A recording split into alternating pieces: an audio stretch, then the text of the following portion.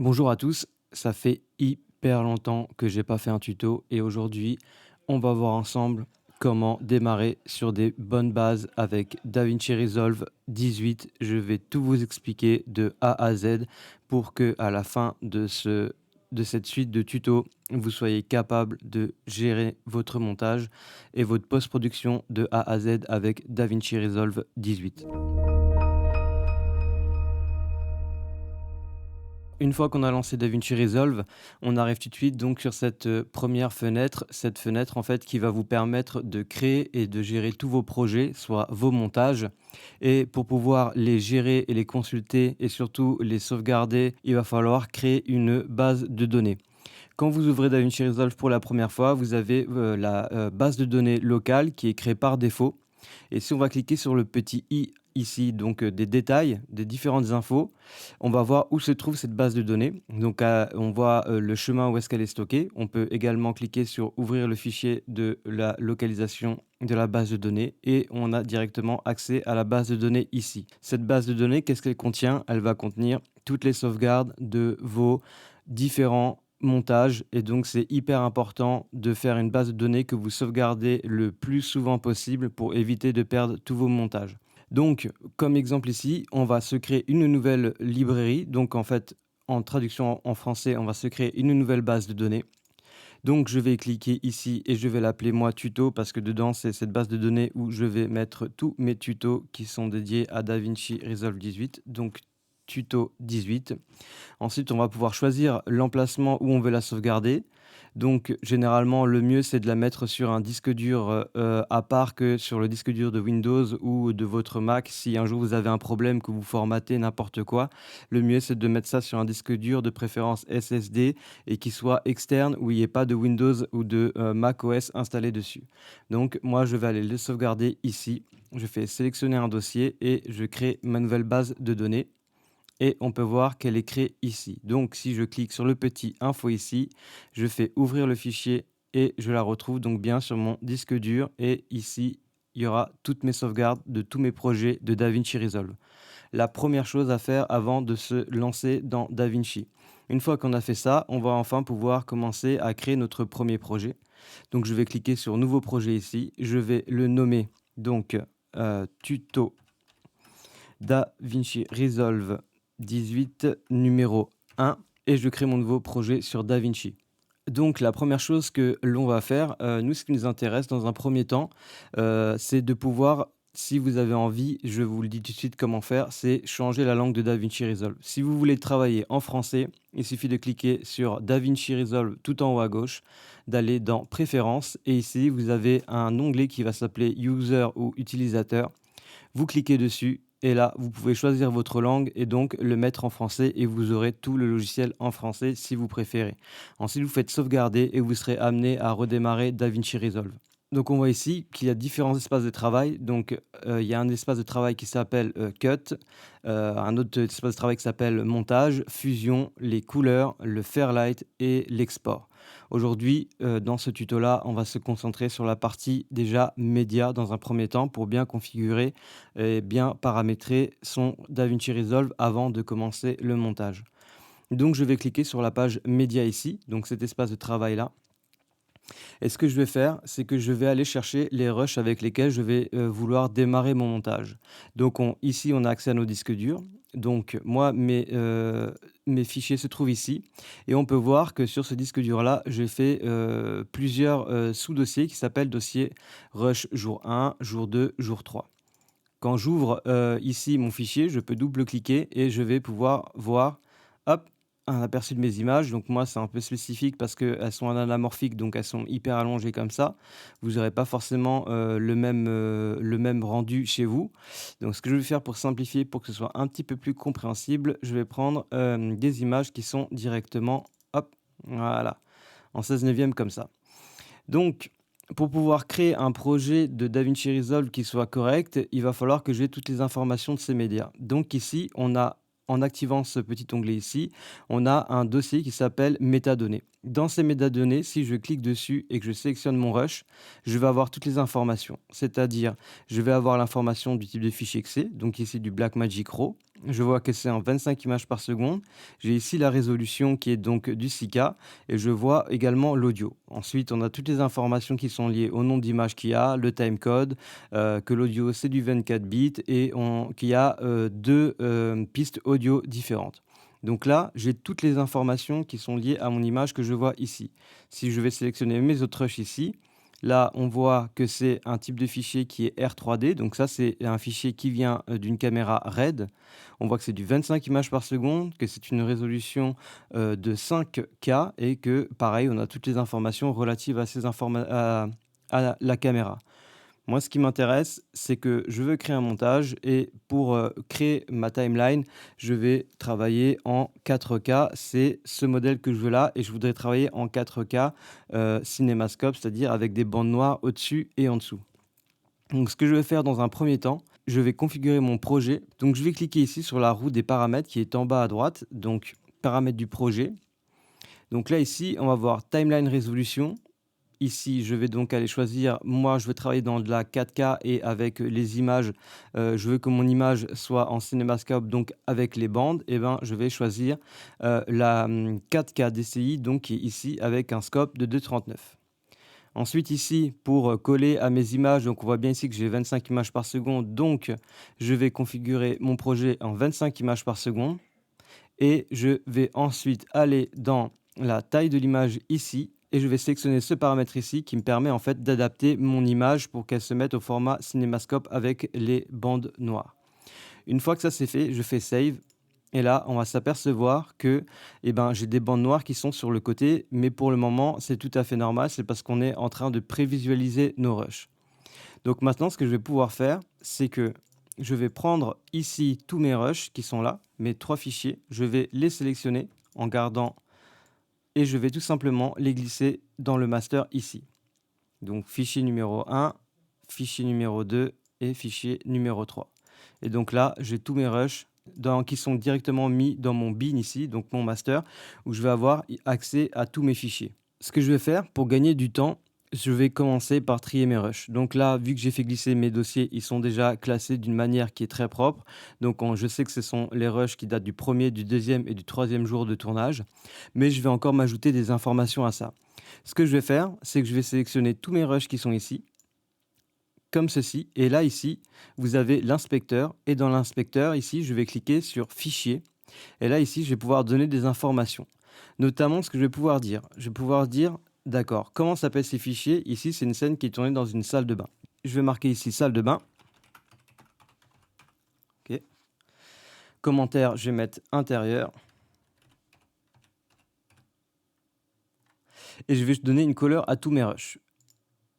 Donc là, je vais les mettre en vert parce que c'est une dominante de vert dans mon rush, donc ce sera plus facile pour moi de le retrouver. Après, libre à vous de vous organiser comme vous voulez. Et donc là, vous pouvez voir qu'il y a une petite pastille verte qui s'est mise ici et qu'on a des informations ici qui se sont nommées salle de bain. Donc je sais exactement où je suis et quel type de rush je vais avoir. Donc vous allez voir pour la suite que ça va être très intéressant de faire ça. Donc rush numéro 2. Je peux répéter la même opération. Donc ici, je vais appeler ça bureau parce que c'est tourné dans un bureau. Et ce que je vais mettre, c'est intérieur. Hop, intérieur, nuit. OK. Et là, je vais partir sur du bleu. Et pareil, là ici, j'ai encore d'autres images et je vais faire la même chose. Je vais marquer du coup, ça c'est une autre ambiance. Donc imaginons, je vais l'appeler amb 01 et je vais marquer intérieur. Hop, nuit. OK et je vais pareil sélectionner une couleur qui soit un petit peu différente et je vais prendre ça. Voilà. Donc là, une fois que j'ai donné ces informations-là, on va voir pour la suite que ça va vraiment être utile pour gagner du temps et avoir un montage qui soit beaucoup plus clair et précis et se retrouver très vite dans les rushs. On va maintenant qu'on a fait ça, qu'on a importé nos premiers fichiers, donc nos rushs, qu'on les a bien triés et qu'on les a bien nommés et qu'on a mis les petites pastilles de couleurs qui nous permettent de vite se repérer dans le montage, on va pouvoir passer à l'espace de travail suivant qui est la partie montage. Je clique ici et je suis donc dans la partie montage. Pour commencer mon montage, il va falloir que je crée une timeline. Donc pour ça, il s'offre deux solutions à nous. Ou je fais un clic droit ici et je fais timeline, créer une nouvelle timeline. Ou alors, vu que j'ai paramétré mon projet comme je l'ai fait tout à l'heure avant, donc je reclique sur la molette, donc on sait que notre projet, il est déjà bon. Donc, si je fais tout simplement ici glisser un de mes rushs, on va voir que directement, il nous crée une timeline et qu'elle est directement au bon format. Et là, vous voyez dans mon lecteur, donc dans ce que je vois au niveau de mon montage, je n'ai plus ce problème de bande parce qu'il a automatiquement recadré mon image pour qu'elle le rentre dans mon cinémascope que je voulais à la base. Donc là, c'est parfait. Ou vous pouvez créer une timeline d'une deuxième façon. Vous faites un clic droit, timeline, créer une nouvelle timeline. On fait utiliser les paramètres du projet vu qu'on a réglé notre paramètre de projet avant de démarrer. Et puis on va appeler ça notre timeline montage. Hop, et on fait créer. Et là, on a une timeline qui se crée avec une piste vidéo et une piste audio. Je vais supprimer ma timeline ici vide, j'en ai pas besoin. Hop. Et donc ici, dans mon master, j'ai accès à mes rushs et j'ai accès à ma timeline. Donc là, maintenant, je vais pouvoir démarrer mon montage. Maintenant que j'ai accès à tous mes fichiers, ce que je vais faire, c'est que je vais, par exemple, ici, je suis en train de visionner un de mes rushs. Donc ici, vous avez votre lecteur qui est associé à vos rushs. Et à droite, vous avez votre lecteur de ce qui est associé à votre timeline, donc votre bande de montage. Sachant que vous pouvez décider avec ce petit curseur ici, de les afficher ou de ne pas les afficher. D'afficher qu'un seul lecteur à la fois, d'accord, pour pouvoir voir un plus grand ce qui se passe. Donc si je clique ici, je réaffiche le lecteur de la timeline ou le lecteur de mes rushs. Donc là, ce que je vais faire, imaginons maintenant que je vais sélectionner qu'une partie de ce clip-là. Je vais faire ce qu'on appelle un in, un out, c'est que je vais découper uniquement la partie dans tout ce rush qui m'intéresse. Donc pour ce faire, c'est très simple. Imaginons que je veuille une partie de mon rush qui commence ici. Je vais appuyer sur la touche I de mon clavier. Et vous voyez qu'il y a une petite barre qui est apparue blanche ici. Si je fais play avec la touche espace et que je veux mon rush dure jusqu'à ce moment-là dans mon montage, j'appuie sur O, donc out, la touche O de mon clavier, et on peut voir ici qu'il m'a sélectionné que cette partie-là de tout mon rush. Et là maintenant, je vais pouvoir le placer dans ma timeline. Pour ce faire, il y a plusieurs solutions. Ou je clique sur mon lecteur ici, mon image, je l'attrape avec ma souris et je le fais glisser là-dedans. Donc là, vous voyez qu'il vient de le poser dans la timeline. Donc avec l'audio et avec l'image. Donc là, on peut le lire, on le voit là ici. D'accord? Ou alors, ce que je peux faire, c'est que je peux appuyer sur F9 et il va me l'insérer au niveau de la tête de lecture ici. Donc si je me remets au début ici, que j'appuie sur la touche F9, il va me l'insérer ici. Et vous voyez que tous ces raccourcis clavier sont marqués ici. Donc là, par exemple, on a le mode insérer un clip, on a le mode réécrire par-dessus et on a le mode remplacer un clip. Mais pas seulement. On peut également, donc vous voyez, ce sont les touches F9, F10, F11. Et donc là, on peut aussi également le faire glisser à droite et il va nous proposer aussi tout ce qu'on peut faire aussi pour mettre le clip dans notre timeline. Donc nous, ce qu'on veut, c'est insérer un plan ici. Et là, vous voyez tout à l'heure que j'avais donné la couleur verte à ma pastille ici. Donc, vous voyez que ma pastille verte, et ben, mon rush est de couleur verte. Si je veux zoomer dans ma timeline, il suffit d'aller ici. Et là, je vais pouvoir agrandir ma timeline. Et pour le faire avec la souris, je clique, je reste appuyé sur Alt. Et avec ma molette de ma souris, je peux zoomer et dézoomer comme ceci de façon beaucoup plus simple. Et si j'appuie sur Maj et Z, je vais agrandir ou rétrécir ma timeline. Donc pour tout voir et pour pouvoir avoir un zoom plus rapide. Donc ça, ce sont des petits raccourcis clavier. On a vu aussi qu'ici, on avait mis une pastille bleue. Donc si je répète la même opération, imaginons que je veuille mon rush à partir de là. Donc j'appuie sur I. Je fais lecture. Imaginons que mon rush, je le veuille jusqu'à ce point-là. J'appuie sur O pour out. Donc il m'a bien sélectionné que cette partie ici. Et je l'insère dans ma timeline en le faisant glisser comme ceci. Et là, on peut voir que c'est bleu. D'accord ? Je continue mon montage, pareil ici, on va voir, j'avais sélectionné un rush ici, hop, imaginons que je veuille cette partie-là de mon rush, hop, je fais mon I, hop, je laisse défiler jusqu'au moment, voilà, imaginons que j'en ai besoin jusque là. J'appuie sur O, et là, je veux le placer donc juste ici à la suite, donc où je déplace mon curseur, ou avec les flèches du clavier, la flèche du haut ou la flèche de bas, je peux me permettre de me déplacer directement à chaque trait de coupe ici dans ma timeline. Et là, je fais tout simplement F9 et je place ici mon rush.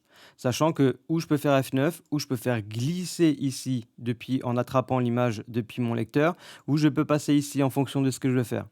Imaginons que maintenant, je vais prendre un autre rush ici, hop, que je vais cette partie-là, je fais I sur mon clavier et je fais O ici et que ça, en fait, j'aimerais le placer là.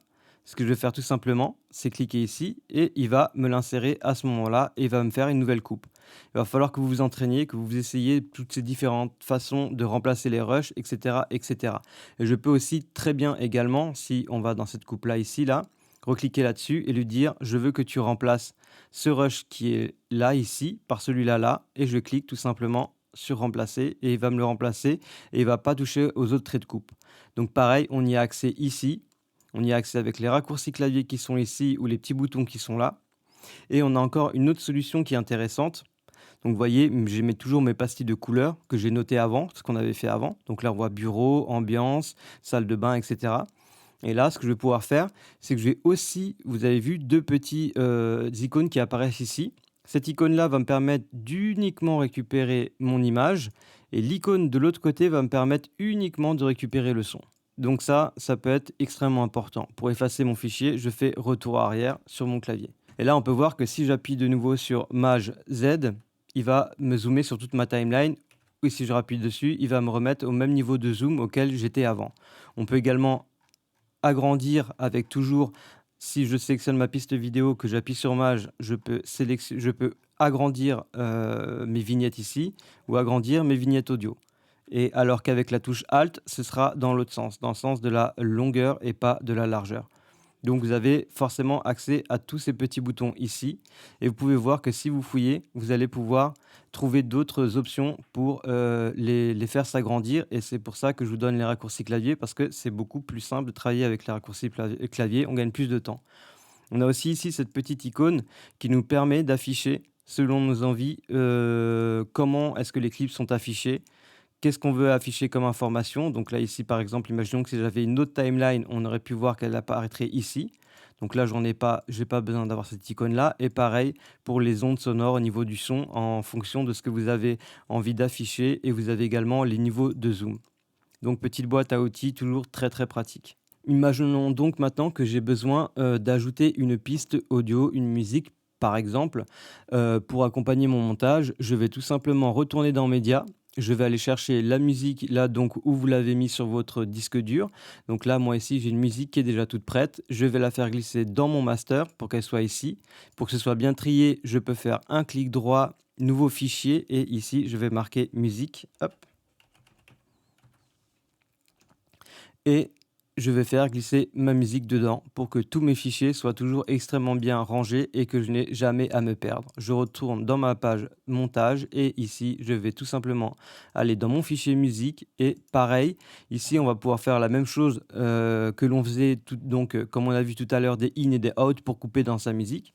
Donc imaginons que je veuille que cette partie de la musique.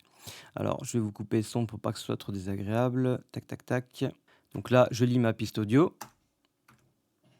Je veux que cette partie-là et là, pareil, je peux la faire glisser dans ma timeline. Sauf que si je fais F9, là, on peut voir que j'ai un souci, c'est qu'il m'a poussé tout le reste de ma timeline et qu'il m'a pas créé une nouvelle piste audio.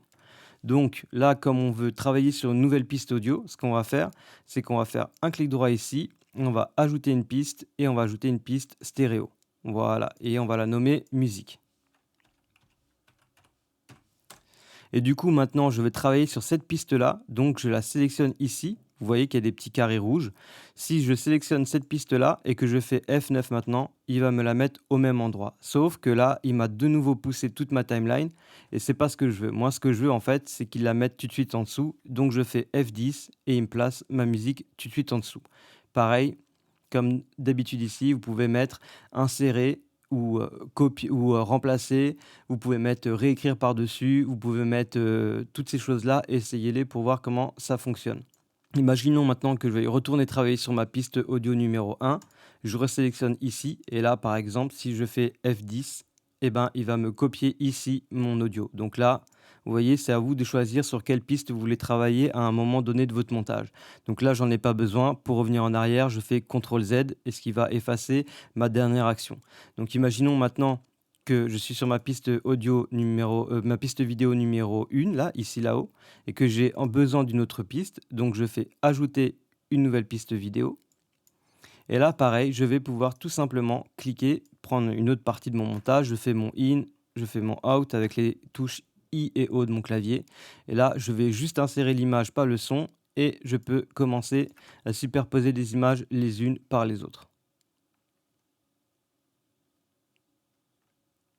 Ce qu'on remarque ici, c'est que notre image, depuis le début, elle est extrêmement plate et elle manque de couleur et de contraste parce que ça a été tourné avec un signal log sur la caméra. Si vous avez tourné dans un signal log de votre caméra, il faut convertir l'espace des couleurs, donc les gammutes, dans l'espace de couleurs qui est le suivant, le Rec 709, pour travailler sur les écrans. Et c'est celui-là qu'on va voir le plus souvent parce qu'il est dédié à tous les écrans, téléviseurs, YouTube, Internet, etc. Donc, pour pouvoir travailler mon montage dans de bonnes conditions et avec une image qui ait du contraste et des couleurs, je vais tout simplement cliquer sur la roue de mes paramètres ici et je vais aller dans le management des couleurs. Je vais ensuite cliquer tout simplement ici le Color Science. Donc, je vais ici cliquer sur DaVinci YRGB Color Management. Je désactive cette façon automatique de le faire. Je vais le faire manuellement. Et ensuite, ici, je vais choisir Personnaliser. D'accord ? Ensuite, nous, ce que l'on vise, c'est le Rec 709 Gamma 2.4. C'est le plus courant. C'est celui-là qui est utilisé. C'est la norme sur pratiquement tous les écrans, que ce soit téléviseur, écran, que tout le monde a chez lui. Et je vais travailler dans cet espace de couleurs-là. Donc, si je refais la manipulation, je vais donc dans DaVinci et je vais dans le Color Management. Je désactive la façon automatique de le trouver. Je vais faire dans Custom et je laisse les réglages qui sont là. Vous n'avez pas besoin d'aller plus loin là-dedans. On verra ça dans l'étalonnage. Là, c'est juste pour que vous puissiez lire vos rushs de façon beaucoup plus agréable. Je fais sauvegarder. Et là, on voit que sur tous mes rushs, le contraste, les couleurs, tout a réapparu. Voilà, donc c'est ce que je n'avais pas avant, j'avais presque une image en noir et blanc. Et ça, c'est une chose à faire uniquement pendant le montage si vous travaillez avec des images qui sont en log. Donc c'est pouvoir développer les images en Rec 709. On verra la suite de ce tuto dans la prochaine partie de l'introduction à DaVinci Resolve 18 la semaine prochaine. À bientôt.